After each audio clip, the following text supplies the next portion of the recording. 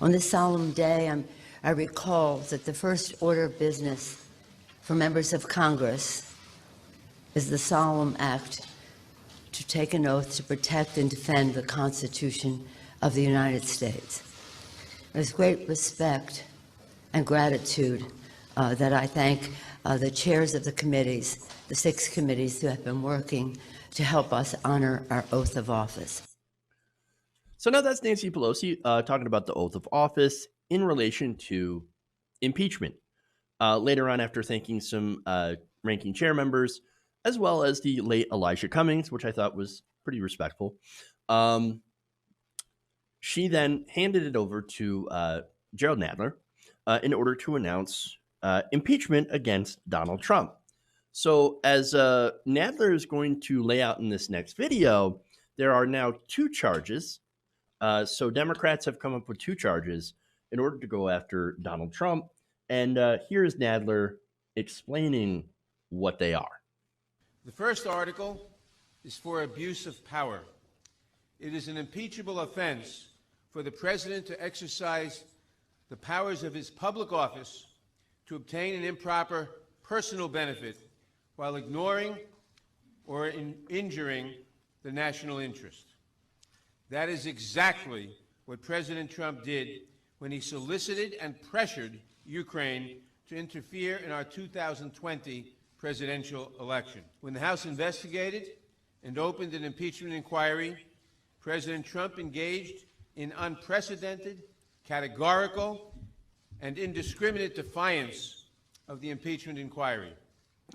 This gives rise to the second article of impeachment for obstruction of Congress. All right, so that was Nadler. So now I want to go back to Pelosi for a second here, where she talked about the solemn act, right, of defending the Constitution. There's nothing solemn about this. Look, I want to note that annoys me more than anything is the fake sadness from people like Nancy Pelosi. Oh, it's so what a somber occasion that we need to actually defend the Constitution, or that we're going to try to defend the Constitution. Hey, you're not sad. Donald Trump's a criminal. What's somber? What's solemn about holding a criminal accountable for his actions? This is a day that you should be waiting for. Like, yes, now we finally get to hold Donald Trump or somebody in power accountable for their actions. Great, let's do it. Let's do it with gusto. Let's go. You should be pumped up. Instead, again, it's the fake, oh, I'm sad. Oh, this is terrible. Hey, look, it's a terrible thing that we have a criminal president, sure. But actually going after them, you should not paint this as a sad thing. You should paint it as, hey, man, it's our duty. We're going to go get him. And we're going to go remove him. So it bothers me, right? But unfortunately, if you're a Democrat in Congress, apparently you are very solemn. And so I get really, really tired of the disingenuousness. But again, it's Democrats, it's Pelosi. She might actually be sad because she maybe didn't want to do this. I mean, look, she pushed hard against doing impeachment. She wouldn't impeach for the Mueller stuff. And so now she's like, oh, God, no, you forced my hand. Some of the moderate Democrats, which, by the way, now there is a group of moderate Democrats that are saying, you know what, impeachment is too much. We should do censure. And these are, of course, the same centrist Democrats that Pelosi, because she's one of them, cows down to every single time. Oh, no, we're so worried about these vulnerable centrist Democrats in Trump areas. So we need to, of course, cow down to them to make sure that they win their elections. God. Oh, it's frustrating to me. So I think you're getting a taste of what this segment is going to be about. All right. So now the Democrats, out of the plethora of things they could have impeached Trump for, they decided to only go after 2 things. 2 things. See, both of them are based on Ukraine. And yes, before I get into that, I talked about how there's extortion. Very, very clear attempt at extortion. Okay. Just because it was an attempt and it ultimately did not actually succeed doesn't mean that there wasn't a crime in the attempt. Okay. Attempted extortion. And yes, there wasn't attempted obstruction. There was obstruction. The administration, again, said, we are going to block people from testifying, and we're going to make sure to obstruct the impeachment inquiry by not giving over documents, by not answering subpoenas, by not allowing people to testify. Again, you had John Bolton, not a fan of Trump. And I'm not a fan of John Bolton, by the way. But John Bolton's like chomping his bit. He's like, oh, I want to testify so badly right now, but I can't. The Trump administration is blocking me. What can I do? What can I do? I want, just give me the subpoena already. And so, but it didn't happen. It didn't happen. Again, obstruction of justice. All right. So now Article 1. And Nadler kind of explained this, right? So let me break that down. Trump abused his power. Democrats allege that Trump abused his power by pressuring Ukraine into announcing, and that's very important, announcing an investigation into the Bidens by withholding both a White House meeting and the military aid that was passed through Congress. Okay, we had witnesses of that. We have Gordon Sondland, for example, who gave $1 million to Trump's campaign back in 2016 and got to become the ambassador to the EU. And so that's not somebody who's a Libby Lib McLib pants, okay? Or Libby Lib McFlaming pants. Okay, just ignore that. I don't know why I came up with that. But look, again, he's not a progressive person, and he is very, very pro-Trump. He testified.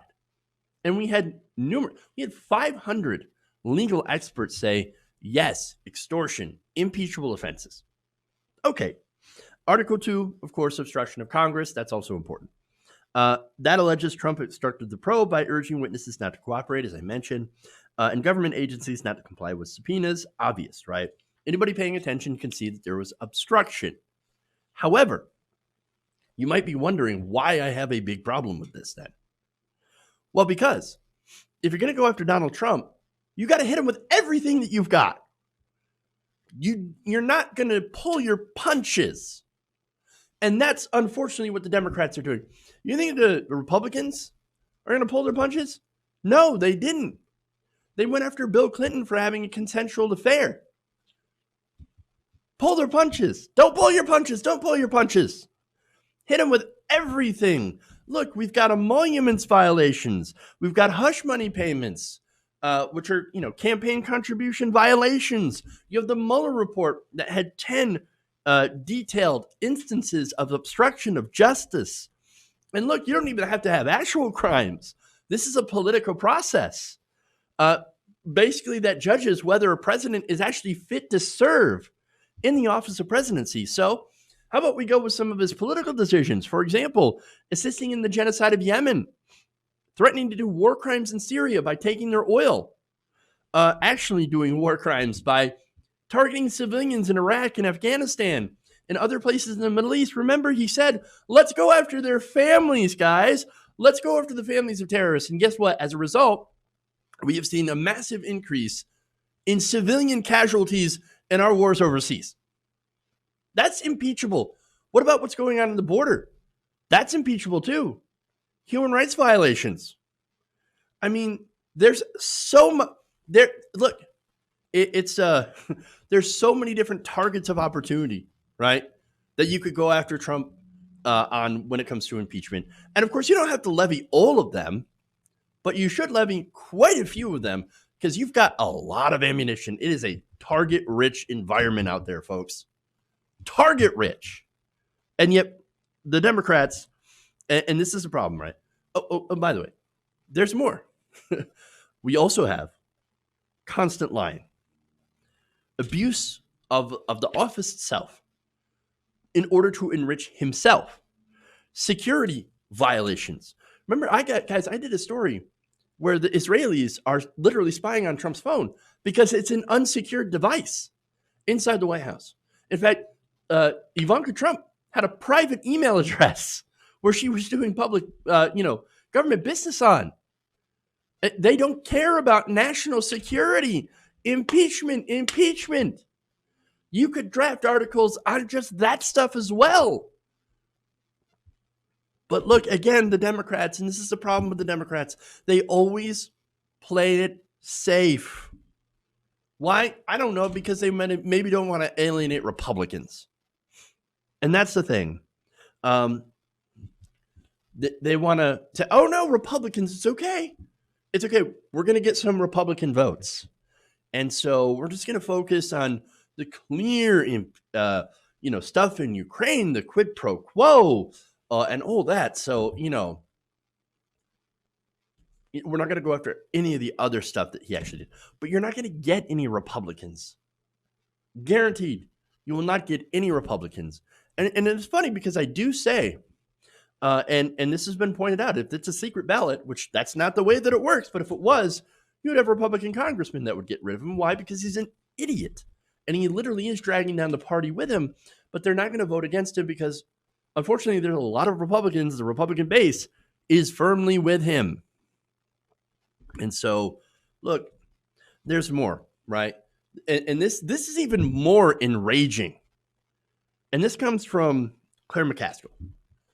So now, apparently, they think, the Democrats do, according to McCaskill, that it would be too complicated to add in more articles of impeachment. Now, she said on MSNBC that by limiting the scope of the impeachment trial, Democrats will be able to make a stronger case. And that's not the enraging part. But first, I got to ask you a question. How does that make a stronger case when you limit what you're going after? I mean, usually when you have a lot of charges, right? And you come at him with a lot of charges and that are backed up by evidence, and there's a lot of evidence of a lot of these, it actually makes your case better.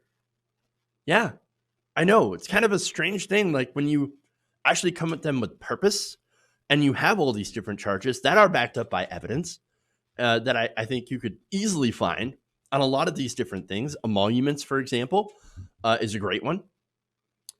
That would make your case better. But instead, Democrats are saying the opposite. Like, oh, no, that actually makes our case not as good.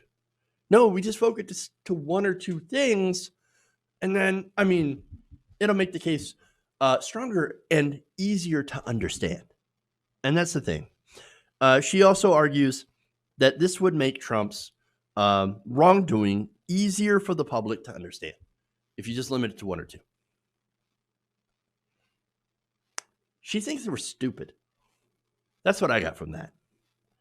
And again, I think she is making the argument that, if we keep it simple, then we're going to be able to get Republicans on our side. Terrible strategy, because again, you're not going to flip pro-Trump Republicans by bringing weaker charges. That's not going to happen. You're not going to flip pro-Trump Republicans at all. But this goes back to what Democrats always do. They play it safe. They try to triangulate and reach out to the Republican Party.